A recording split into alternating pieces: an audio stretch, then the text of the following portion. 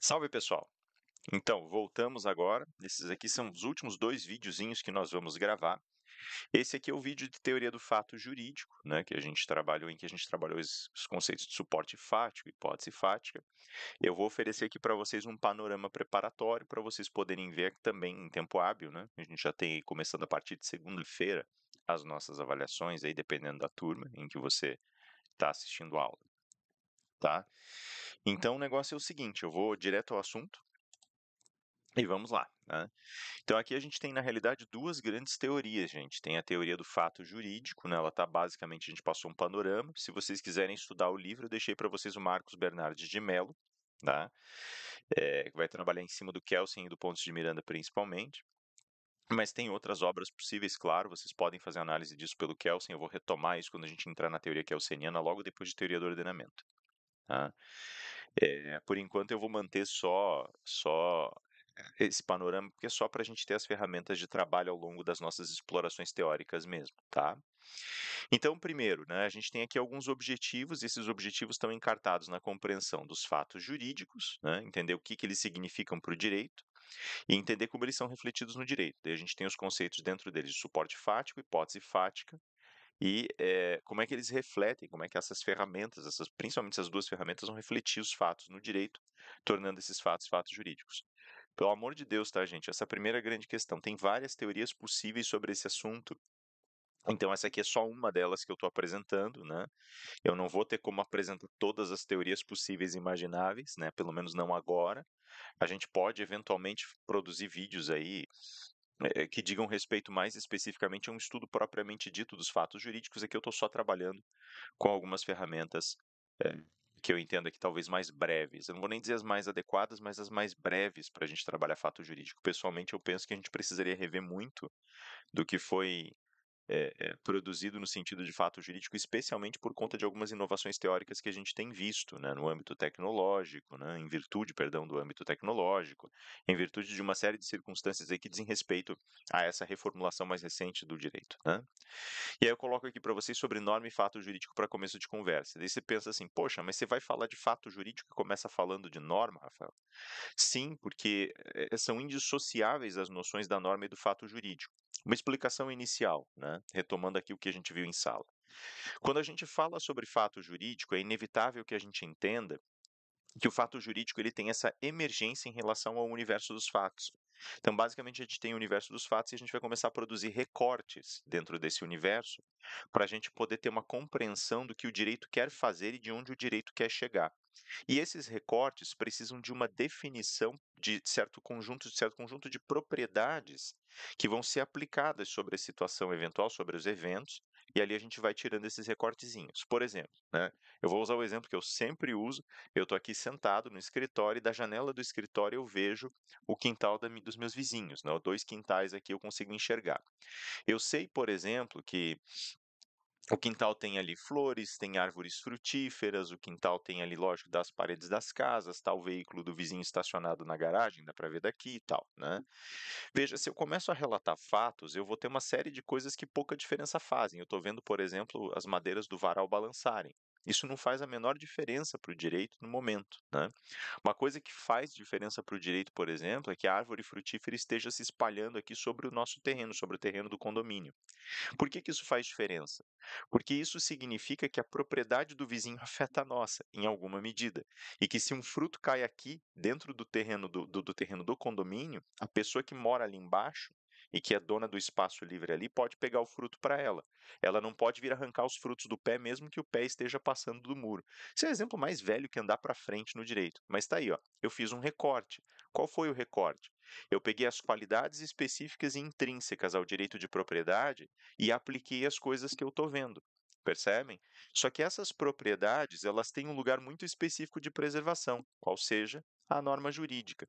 Então, como eu disse antes, é indissociável falar de fato jurídico e falar de norma. E todas as vezes que eu vou falar sobre um determinado conjunto de eventos à luz do direito, e vou tirar disso os fatos jurídicos, eu estou visitando, estou solicitando alguma norma, tá? Daí você vai pensar assim, tá, mas então você já contou a história toda. Mais ou menos. A gente vai fazer aqui uma divisãozinha de caráter didático para a gente poder entender que aspectos são mais importantes a gente estudar e analisar para a gente refinar essa capacidade de enxergar os eventos que estão ao nosso redor e tirar deles fatos jurídicos, tá bom? Por isso que a gente coloca aqui já de cara uma análise entre norma e fato jurídico que vai colocar ali para nós. Sistemas de direito como o nosso parecem girar ao redor das normas jurídicas e de suas articulações. Isso significa que toda recepção do fato jurídico no direito será feita em primeiro lugar desde alguma norma jurídica. Então, pronto, estabelecemos isso em conceito, vocês têm aqui no slide, agora me tem falando aí gravado também, né? As normas jurídicas elas podem ser classificadas em duas frentes, quando elas vão falar sobre um fato jurídico ou sob o aspecto de falarem sobre fatos jurídicos. Elas podem ser explícitas ou implícitas, integradoras ou independentes. Eu usei o termo autônomas em algumas ocasiões também, para trocar por independentes, tá? O que significa ser explícito? Significa que o fato jurídico que eu estou retratando ele está super evidente na norma. Então eu não preciso buscar detalhes, por exemplo, teóricos ou doutrinários para entender melhor esse fato jurídico. Ele já é explícito, ele já é colocado. Se eu digo, por exemplo, que existe uma categoria de homicídio, eu não preciso prestar grandes explicações. Eu sei que homicídio significa matar alguém, certo? E eu tenho as características específicas imediatamente postas. Vira uma coisa quase que intuitiva. Desculpa, acho que eu esbarrei a mão aqui no microfone. Se é implícito, já é um pouquinho diferente, porque o implícito ele aparece dentro das construções normativas ou dos produtos jurídicos da faculdade humana sem que eu declare. Então você pode parar para pensar, por exemplo, nas cláusulas gerais dos contratos, é tudo implícito, né? Se eu vou falar sobre a cláusula rebus sic stantibus, né, como as coisas estão, essa cláusula de readaptação das demais cláusulas do contrato às condições de cumprimento do contrato em um determinado tempo, ela é implícita, né? Uma resolução do contrato, se eu não puser nada, cara, o contrato não é necessário que ele dure para sempre. É necessário que se arbitre o seu fim, né? Então tá aí, né? A gente tem regras que são implícitas. E aí a gente tem as integradoras e as independentes. As integradoras são bem mais comuns hoje em dia. Elas geralmente pedem, solicitam dados de outros fatos jurídicos, de outras normas, e usam esses fatos de modo que elas possam construir respostas mais sólidas a respeito do que elas mesmas querem expressar, né?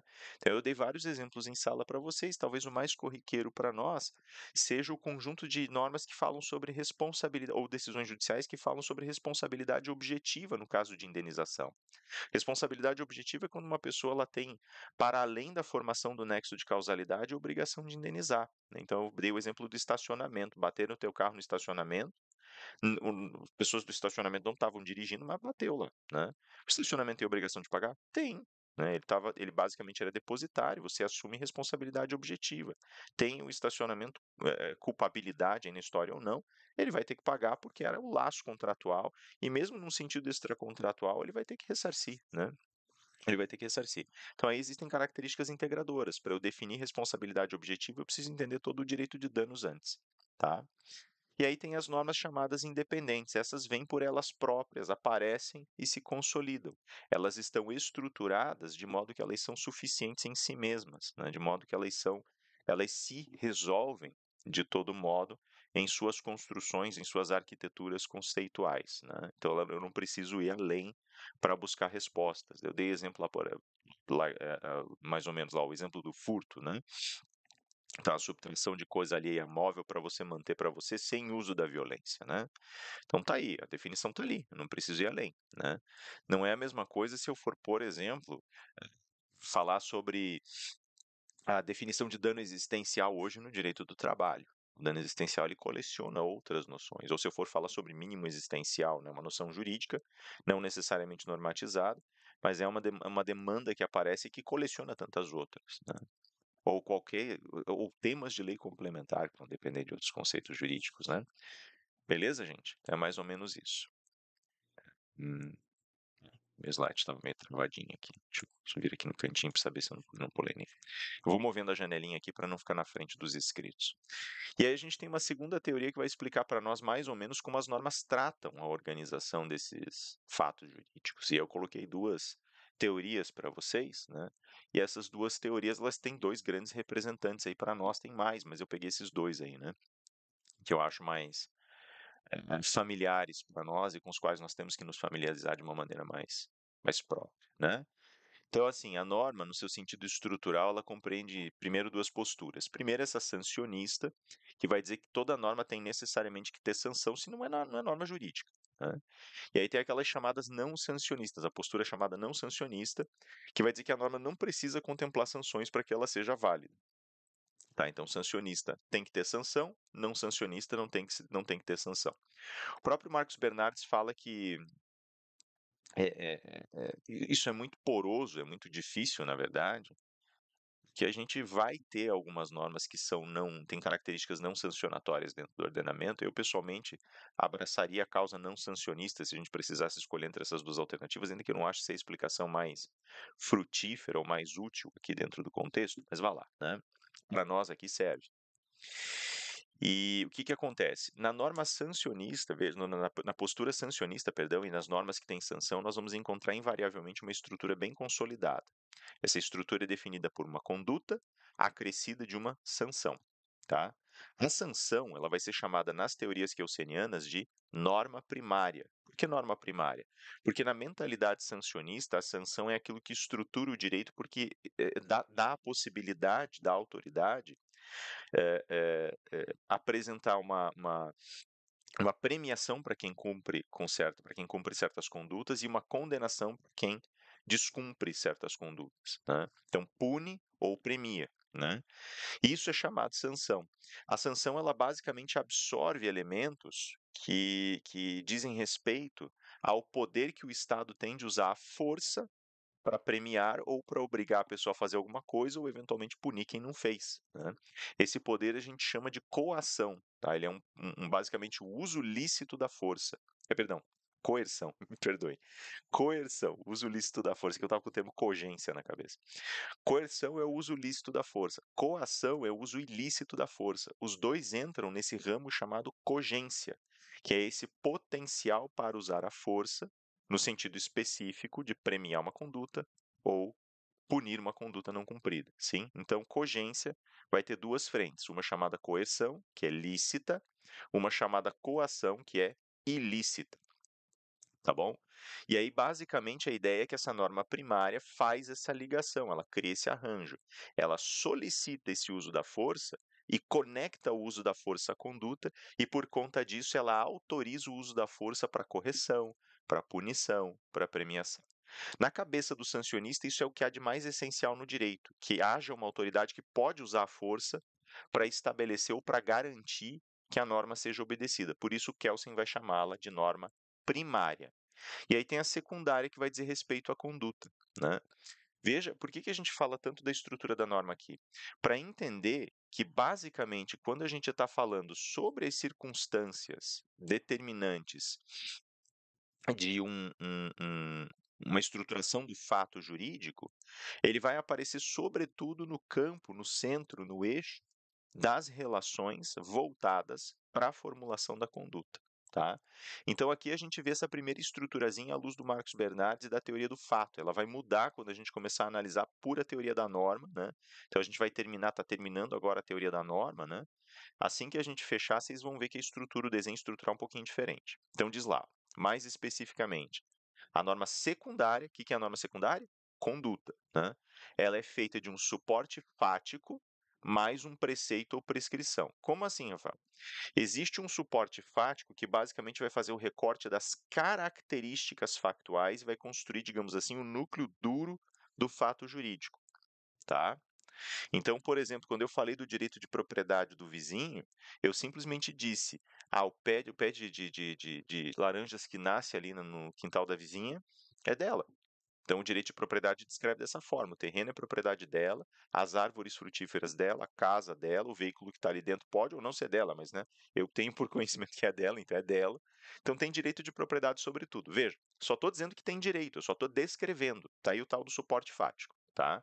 O que é o preceito? Que, como ela tem direito de propriedade, ela pode usufruir desses bens do jeito que ela quiser, desde que não cause dano aos outros, sim? E os outros, em contrapartida, são obrigados a respeitar o fato desses bens serem dela, e esses outros não podem usufruir do bem de que ela é proprietária, tá? A não ser que ela dê autorização. Então, eu não posso entrar no terreno, eu não posso pegar os frutos da árvore, percebe? Eu não posso pegar o carro emprestado sem ela me emprestar.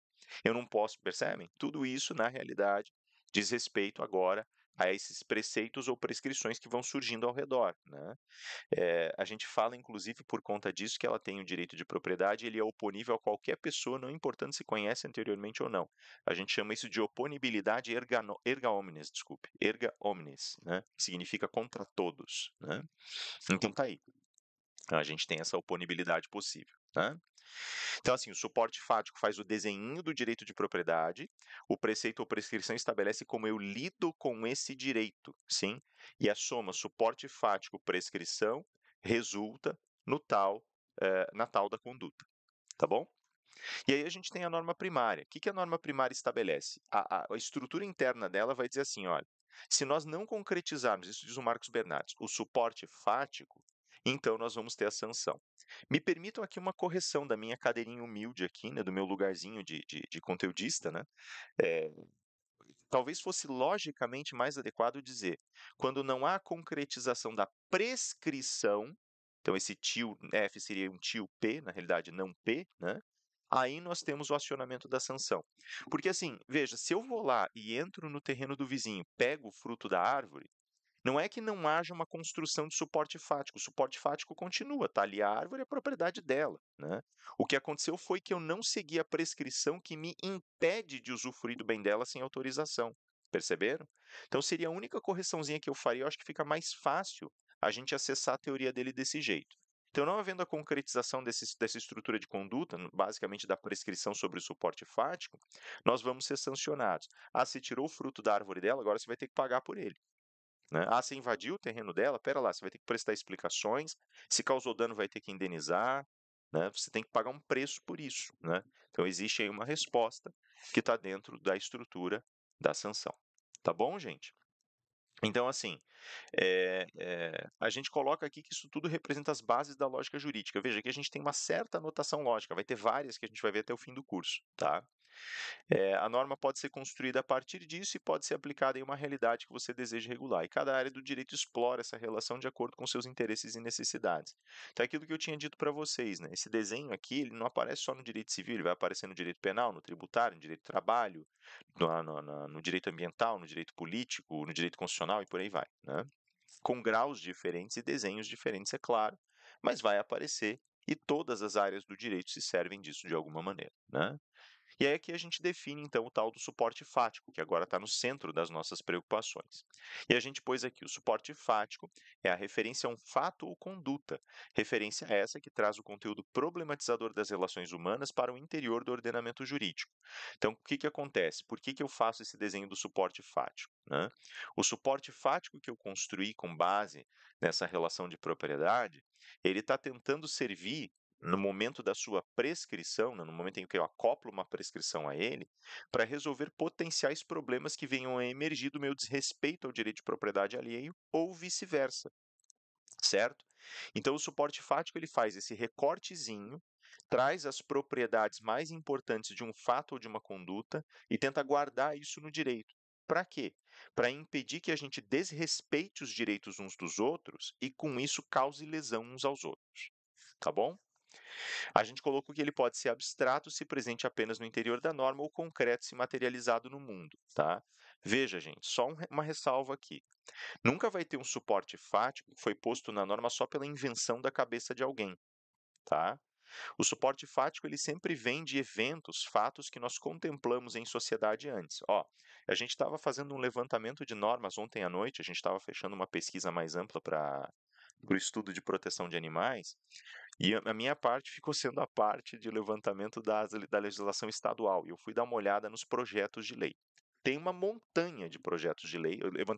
Eu fiz um quinto do levantamento e já tinha 7 páginas, para vocês terem ideia, só de títulos de normas, números e títulos de leis, de projetos de lei, versando sobre o assunto. Então, um título, por exemplo, lá pelas tantas, chamou a atenção porque ele dizia assim: olha, Todas as vezes, o título dizia, é uma norma que dispõe especificamente sobre um regime para quem causar acidente contra animal. Então, se uma pessoa, por exemplo, atropelou um animal, bateu num animal, né, enquanto estava usando o veículo na rua, coisa assim, machucou o animal, ela passaria, segundo esse projeto de lei, a ter obrigação de levar o animal para uma clínica veterinária e custear o tratamento do animal. Não importando se o animal tem tutor ou não, tá? Então, veja, aqui a gente cercou um suporte fático. Veja, quais são os fatos? Animais às vezes fogem ou ficam soltos na rua, ou são animais que estão largados na rua mesmo, eles não têm, né, um tutor, ou foram abandonados, ou vivem na rua, e aí de vez em quando eles vão atravessar a rua e acaba havendo acidente, certo? Esse é o fato. Bom, o que que acontece? Extrair o suporte fático daí. Dano causado a animal por uso de veículo, ok? Tenho meu suporte fático. Eu tirei isso da realidade e pus na minha frente. O que que eu vou fazer agora? Com base nisso, eu vou construir uma prescrição. Olha, se acontecer isso, você é obrigado a levar o animal ao veterinário e cuidar. Se você não fizer isso, eu vou te multar. Perceberam? Então, você é obrigado a levar o animal no veterinário e cuidar dele e custear pela cura dele, custear a cura dele, certo? Isso chama prescrição. E se você é obrigado a, chama prescrição. Então, eu tenho suporte fático, atropelou o animal, eventualmente causou um acidente, causou dano ao animal. Esse é o suporte fático. Prescrição é obrigado a levar o animal à clínica e custear o tratamento, certo? Sanção, eu te multo se você não fizer isso. Perceberam? Então, assim, toda vez que eu for falar sobre um suporte fático, desculpe, toda vez, eu necessariamente fiz a extração de eventos reais. Pode ser que eu esqueça a origem, gente, mas isso vai ficar preservadinho na norma dali para frente, chamando isso de hipótese fática. Então, entrou no plano da norma e ficou mais abstrato, virou hipótese fática. Já não me interessa quais situações me acionaram a necessidade de descrever a norma. Interessa quais situações podem ser repetições da primeira, acoplando-se às propriedades guardadas na hipótese fática. Atropelou o animal na rua, causando-lhe dano. Pronto, são essas as propriedades que eu extraí, certo? Então, para ficar guardado no interior da norma, ele tem que ter sido materializado antes. Eu não tiro norma de lugar nenhum, eu tiro norma de situações que eu já visualizei. Só que as situações futuras, obviamente, não são as mesmas que as passadas, só guardam as mesmas características. Então, eu guardo a característica na norma para reaplicar no plano material. Claro? E aí o que que acontece? Então isso aqui fala basicamente sobre essa construção que aparece no interior da norma, né? Quando eu rematerializo, então eu vi uma pessoa causar um acidente ali na esquina contra um chau-chau que acabou acidentado e machucado, e agora eu tenho que cuidar do bichinho. A pessoa tem que cuidar do bichinho, certo? Ela se recusou. Pronto, acionou a norma, multa a pessoa, pega a placa, localiza a pessoa e multa a pessoa, tá? E aí, nesse momento, é que a gente vai ver se a norma funciona ou não. A gente vai ver se a pessoa de fato foi multada, se ela de fato botou a mão na consciência e não vai repetir o processo, se outras pessoas que possam eventualmente, e Deus o livre, estar envolvidas em situações análogas, vão tomar mais cuidado para que esse tipo de situação não aconteça, né? Tudo bem, gente? Então é mais ou menos essa ideia. E aí?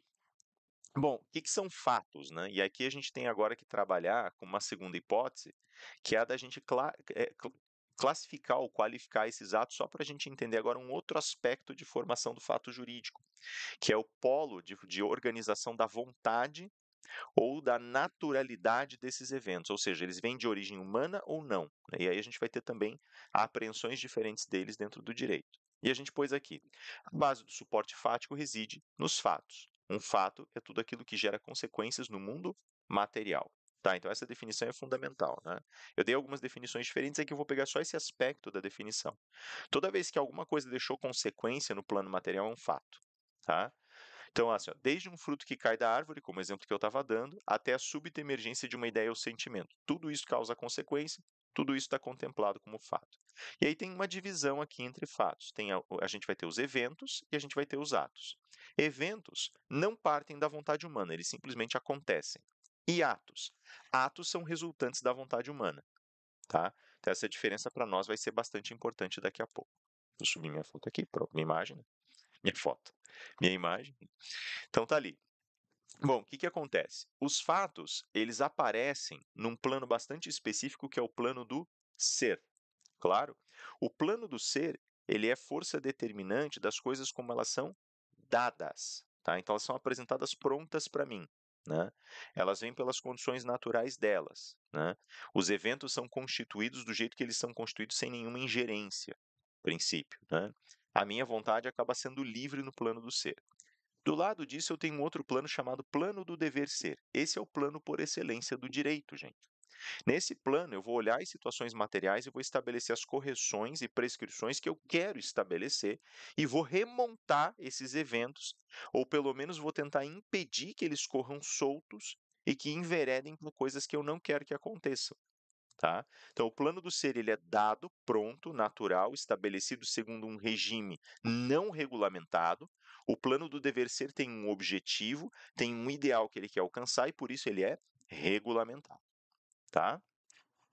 Nesse sentido, os fatos podem ser, os fatos que vão emergir ali do plano do ser podem ser fatos de natureza, então eventos, acontecimentos naturais, chuva, os ventos que batem por aí, um terremoto, tudo isso é fato da natureza, tá?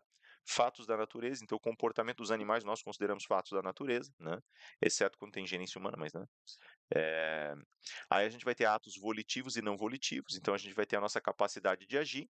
Eu posso agir consciente porque eu quero, então, por exemplo, eu sentei aqui para gravar essa aula porque eu quis gravar essa aula. Agora, podem ser atos não volitivos, então, por exemplo, eu beber água porque eu estou com sede é não volitivo. Falando nisso, deixa eu molhar a garganta, né? As implicações ou impulsos que vêm do desejo, que a gente discutiu bastante no tema 1, né? Também podem ser resultantes de atos não volitivos, né? Aí a gente tem os dados da psique, mas Rafael, o dado da psique não é material. Sim, mas eu nunca disse que fatos precisavam apenas ser materiais, né? Os dados da psique podem ser fatos e eles podem vir a ser importantes. Se eu vou, por exemplo, conversar no direito sobre uma pessoa que cometeu um crime contra outra porque teve um surto psicótico, eu tenho aí dados da psique, né? E eu preciso analisar esses dados da psique para saber se eles contemplam a possibilidade de não punir essa pessoa, ou dessa pessoa ser, antes de tudo, dessa pessoa não ser imputável, né? E por isso eu não poder acusá-la de crime, né? Ou pelo menos não poder descrever ou ligar esse crime a ela, ou se ela está, na realidade, agindo de acordo com a vontade consciente dela, né? E aí as estimações valorativas também. Se eu digo, por exemplo, que um quadro é belo, que uma cena é bela, se eu digo que algo é útil, se eu digo que algo é bom, isso tudo também tem características factuais e pode influenciar meu comportamento ou pode influenciar circunstâncias que são relevantes para o direito. Tá bom? A gente coloca aqui justamente os nomezinhos que a gente dá dentro dessa classificação, né? Atos jurídicos em sentido amplo, fatos atos, atos jurídicos propriamente ditos e atos jurídicos em sentido estrito, né? Ficou faltando um S aqui só.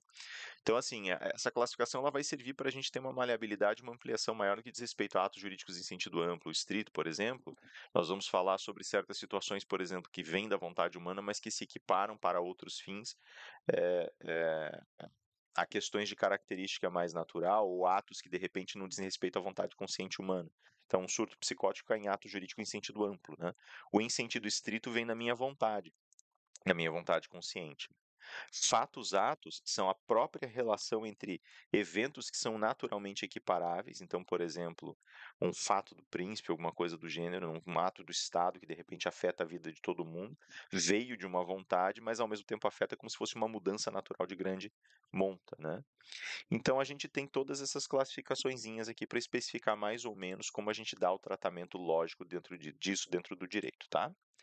Vale ressaltar que os fatos possuem causas materiais que acontecem sob um determinado regime de tempo, né? Não só sobre um regime de tempo, mas já na sequência a gente fala também que a temporalidade, ela também adscreve uma espacialidade, ao lado dela, perdão, se adscreve também uma espacialidade para os eventos jurídicos, né? Então, assim, o que que acontece? Eu falei para vocês que isso tem influência na maneira como nós lemos o direito, em razão de uma necessidade ou de uma estrutura própria. Se você, por exemplo, fala sobre um crime cometido, se ele foi cometido antes, né, se ele não era crime no momento em que foi cometido, mas logo depois aprova-se uma lei que passa a determinar aquela conduta como criminosa, você não pode acusar a pessoa de crime.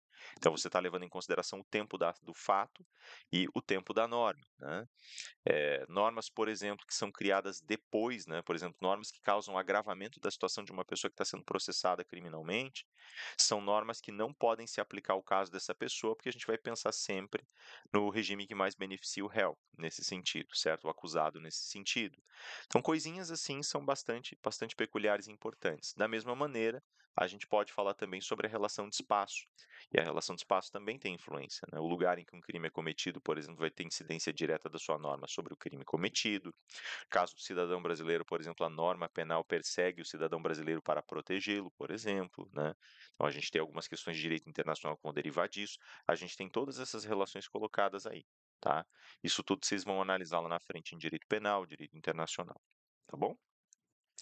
E aí a gente chega então a essa questão estrutural mais nuclear dos eventos que nós temos em jogo aqui. A gente tem três demandas ou três dimensões dentro do suporte fático. Uma delas é a dos elementos nucleares, né, a outra dos completantes e a terceira dos complementares. Elemento nuclear, lembrem bem, é aquilo que, se eu retirar do suporte fático, desmancha o suporte fático de uma vez por todas, né?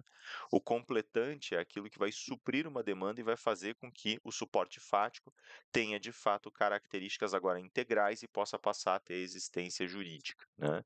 E as questões complementares são aquelas que ingressam sem necessariamente afetar a natureza do suporte fático, mas ao se integrarem a essa relação de suporte fático, ficam ali acopladas e, por sua acoplagem, então, basicamente modificam, digamos assim, o plano da eficácia, né? Principalmente o plano da eficácia, um pouquinho o plano da validade, né? Exemplo disso,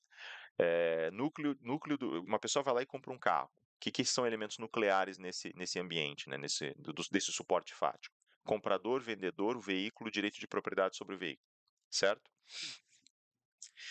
Que são elementos completantes? Suponha que uma pessoa com 17 anos vai comprar o veículo. Se ela vai comprar o veículo e tem 17 anos de idade, eu posso, de repente, fazer a anulação desse contrato depois, porque ela é menor de idade.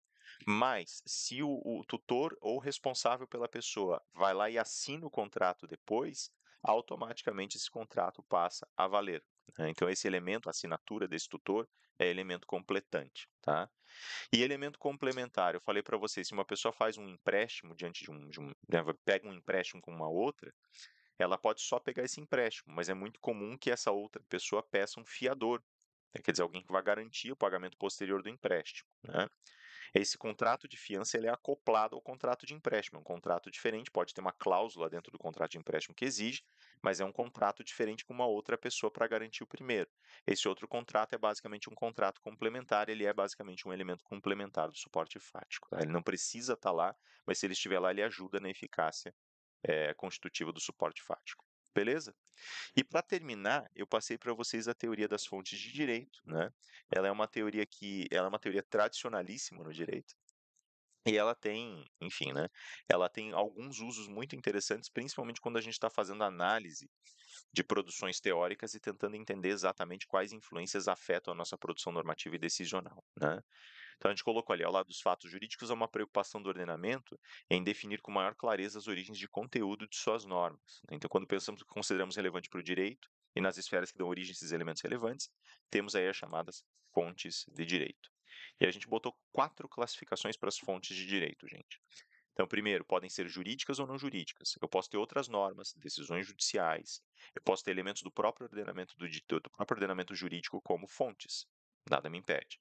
E eu posso ter fontes não jurídicas, comportamentos sociais, situações materiais, né, demandas novas, desenvolvimento tecnológico, desenvolvimento de novas esferas de relação na sociedade. Tudo isso é fonte não jurídica, está gerando demanda, precisa de regulamentação. Ó, vê o quebra-pau que rolou aí, por exemplo, no Congresso norte-americano e no parlamento há alguns anos, por tentativa de regulação, ou com a ameaça de regulação de mídias sociais, né? Por conta de todo o caos que aquilo virou no sentido de coleta de informações, traçar de perfil de comportamento de pessoas. Segundo, internas ou externas. Interna, dentro das tuas fronteiras, externo, fora das tuas fronteiras. Então, eu posso utilizar elementos do ordenamento jurídico da sociedade, da cultura brasileira, para formar a lei brasileira, ou eu posso emprestar conceitos. Dei 2 exemplos para vocês lá. Um deles, a ideia de furto de furto de tempo, que não colou muito, e a outra, o mínimo existencial. São 2 teses que vêm de fora e são importadas para o direito brasileiro, né? Aí eu tenho as científicas ou as práticas, as científicas sendo tudo aquilo que a doutrina, que a pesquisa, que os artigos científicos produzem a respeito do direito, e as práticas, aquilo que vem das demandas materiais, né? Aquilo que vem do meu dia a dia, e que começa a surgir como problema que eu não consigo resolver, né, e aí eu preciso dar a solução. E por fim, as materiais ou formais, né. As materiais dizendo mais especificamente respeito à substância das condutas que eu quero regular, né, e as formais dizendo respeito às necessidades e demandas processuais e procedimentais que garantem a realização e o reforço desses direitos aí, tá bom? Então, basicamente, o que eu coloquei ali embaixo para vocês e ressaltei esse ponto, cada uma dessas possíveis categorias de fonte vai me levar a entender um lugar específico que serve para confecção de conteúdo normativo, ou seja, eu vou produzir normas, eu vou produzir dispositivos, eu estou visitando, estou pesquisando essas fontes para poder entender como é que eu vou fazer isso, que dados eu preciso ter, que conhecimento eu preciso ter, e onde eu quero chegar, né? É isso que inspira o legislador e chama a atenção dele para que ele possa produzir. Ainda ontem, por exemplo, eu estava tendo uma conversa rápida com uma pessoa que trabalha no ramo, né, de produção legislativa, e ela falou assim: é engraçado, né? Muitas vezes o deputado está lá folheando, um deputado está lá folheando um texto, vê que existe uma situação específica e pede: olha, precisamos atender esse ramo, precisamos produzir uma lei nesse sentido, tem que ter um projeto de lei para isso aqui. Perceberam? Então é mais ou menos essa a ideia, né? Você poder visitar esses espaços, de modo que você traga intenções e ideias que possam ser úteis para a tua sociedade, que possam de alguma maneira oferecer uma regulamentação mais adequada nesse sentido. Beleza, gente? É isso aí, isso aqui basicamente é a teoria das fontes. Eu dei uma acelerada aqui, vocês me perdoem os engasgos da fala, né? Mas eu estou justamente tentando dar uma acelerada para vocês não ficarem com um bando de coisa para ver também. Esse vídeo ele deve estar aí com uns 30 e poucos minutos de extensão. Tá, e aí logo na sequência eu já vou deixar para vocês também a revisãozinha. Ela vai ser uma revisãozinha bem curta, tá, gente? Só vou falar dos conceitos que eu vou, né, dos temas que eu vou pedir ali para vocês em prova, e vou só falar panoramicamente.